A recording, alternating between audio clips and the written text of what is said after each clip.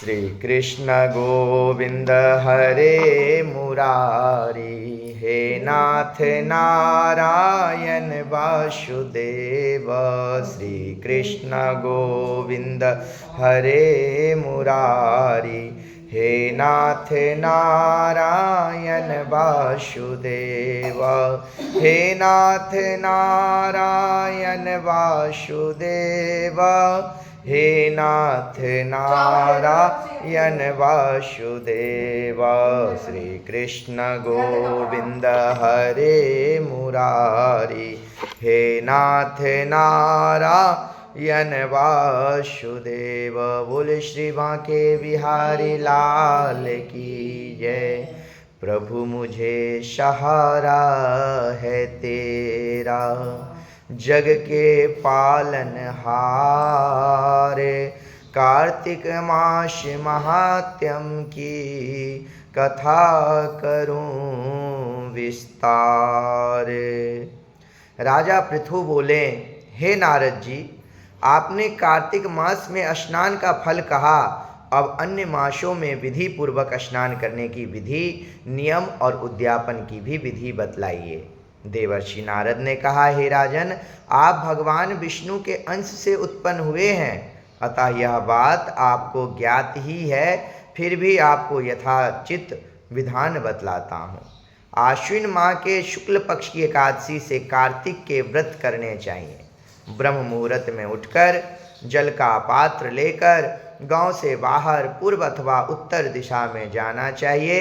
उसके बाद जो मनुष्य मुख्य शुद्धि नहीं करता, उसे किसी भी मंत्र का फल प्राप्त नहीं होता। अतः दांत और जीभ को पूर्ण रूप से शुद्ध करना चाहिए और निम्नलिखित मंत्र का उच्चारण करते हुए दातुन तोड़नी चाहिए। हे वनस्पतये, आप मुझे आयु, कीर्ति, तेज, प्रज्ञा, पशु संपत्ति, महाज्ञान, बुद्धि और विद्या प्रदान करो। इस प्रकार उच्चारण करके वृक्ष से बाहर अंगुल की दातुन ले। दूध वाले वृक्षों से दातुन नहीं लेनी चाहिए। इसी प्रकार कपास, कांटेदार वृक्ष तथा जले हुए वृक्ष से भी दातुन लेना मना है।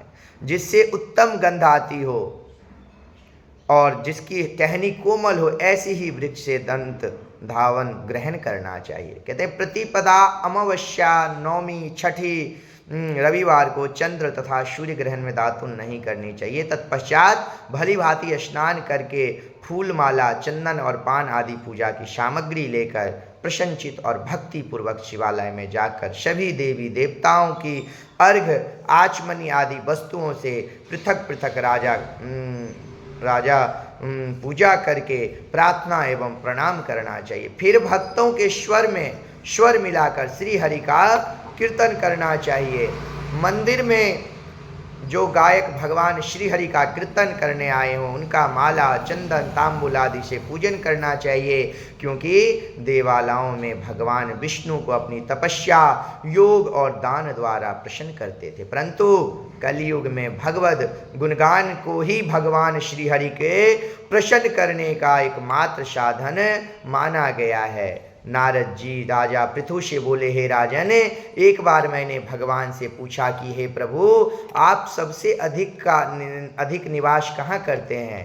इसका उत्तर देते हुए भगवान ने कहा, हे नारद, मैं वैकुंठ या योगियों के हृदय में ही निवास करता हूँ, अपितु जहाँ मेरे भक्त मेरा कीर्तन करते हैं, मैं कहाँ अवश्य वहाँ निवास करता हूँ। जो मनुष्य चंदन, माला आदि से मेरे भक्तों का पूजन करते हैं, उनसे मेरी ऐसी प्रीति होती है जैसे कि मेरे पूजन से भी नहीं हो सकती। नारद जी ने फिर कहा, शीश, धतूरा, गिरिजा, चमेली, केसर, कंदार और कटहल के फूलों और चावलों से भगवान विष्णु की पूजा नहीं करनी चाहिए।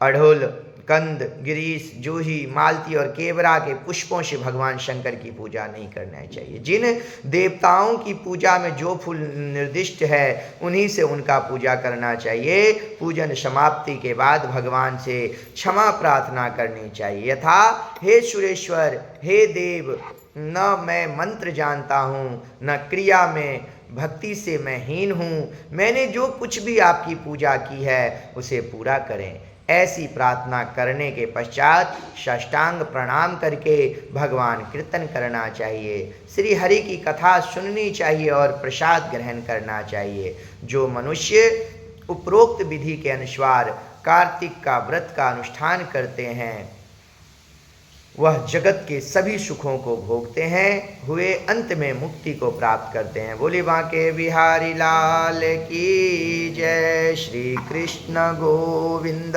हरे मुरारी, हे नाथ नारायण वासुदेव।